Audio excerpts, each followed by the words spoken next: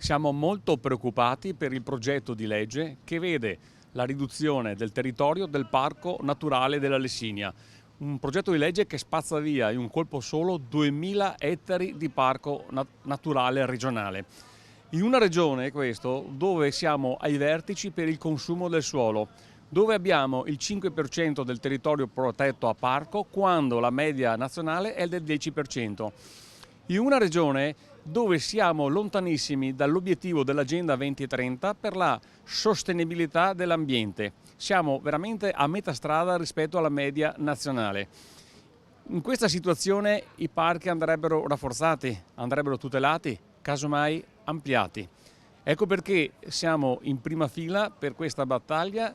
Saremo presenti alla manifestazione in Lessinia domenica e auspichiamo naturalmente che questo progetto di legge venga accantonato, perché i veneti tutelano i parchi, i veneti vogliono i parchi, i veneti non vogliono ridurre i parchi.